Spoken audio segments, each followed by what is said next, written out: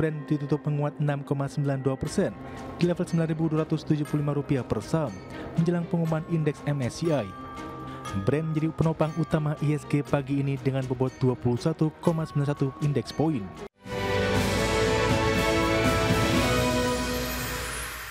Terima kasih Anda masih bersama kami di Market Buzz. Pemirsa, indeks harga saham gabungan ditutup rebound signifikan dan menyentuh level penutupan tertinggi sepanjang masa.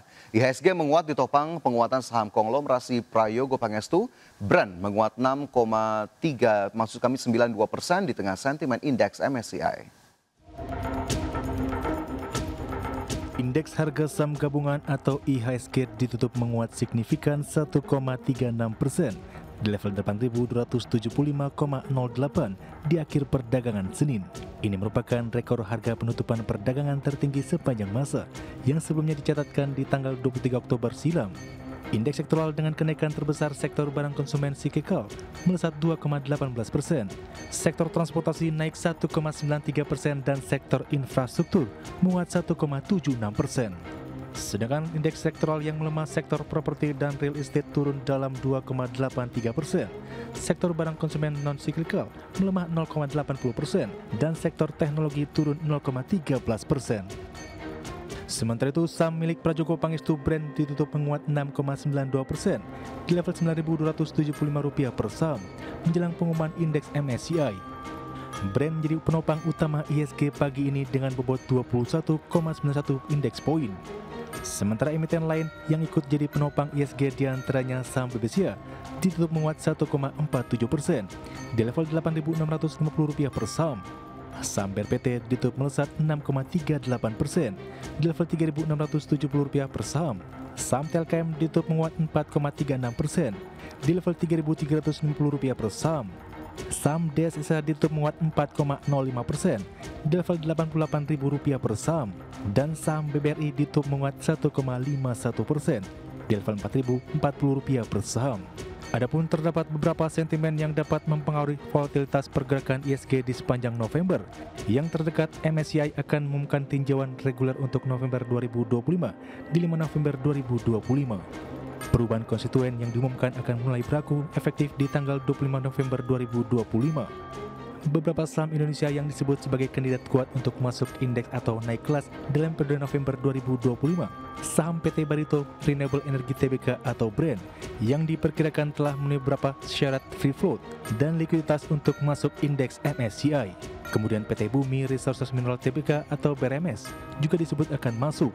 Sementara itu ada saham yang disebut beresiko keluar atau turun kelas dalam indeks MSCI, yakni saham KLBF, ICBP, INDF, dan Juan. Berbagi sumber untuk IDX Channel. Dan pemirsa sudah tersambung melalui Zoom bersama Bapak Santosa Kristianus Gunawan, Direktur PT Lotus Andalan Sekuritas. Pak Sani, terima kasih banyak sudah bergabung bersama kami di Market Buzz. Sehat ya Pak? Ya, terima kasih Pak Supaja.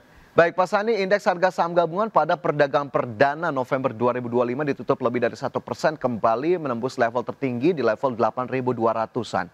Apa sebetulnya menjadi pendorong utama IHSG pada perdagangan kemarin Pak Sani? Ya, kemarin itu investor sudah kembali ke emiten-emiten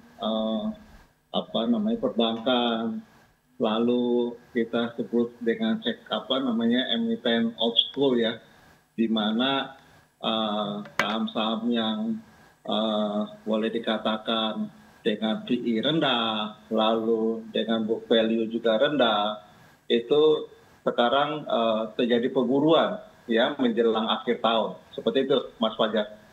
Oke, jadi memang cukup banyak yang menjadi pendorong dari indeks harga saham gabungan kita di perdagangan kemarin, termasuk dari sisi valuasi yang juga cukup menarik. Tapi kalau kita lihat levelnya sendiri Pak Sani di 8.275, ini adakah tren ataupun yang bisa dikonfirmasi apakah ini konsolidasi kah atau mungkin terkonfirmasi akan melanjutkan penguatan?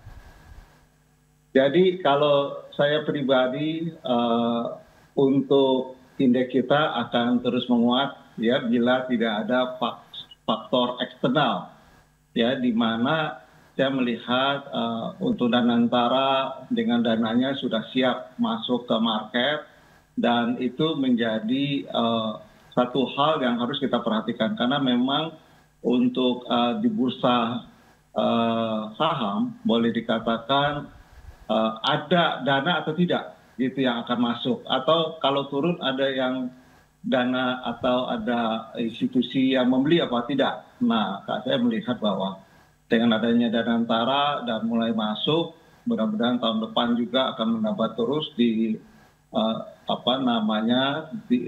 investasi di saham dan juga dana-dana pensiun yang selama ini boleh dikatakan tidak bereaksi apa-apa. Ya mudah-mudahan ke depannya ada dana yang masuklah terus mengalir sehingga indeks akan terus naik. Seperti itu Mas Fajar. Oke, kalau menyambung tadi dari apa yang Pak Sani katakan terkait dengan Danantara, apakah memang sesignifikan itu dampaknya terhadap market kita jika memang aliran dana sudah mulai diberikan ataupun sudah mulai dilakukan oleh Danantara di pasar modal?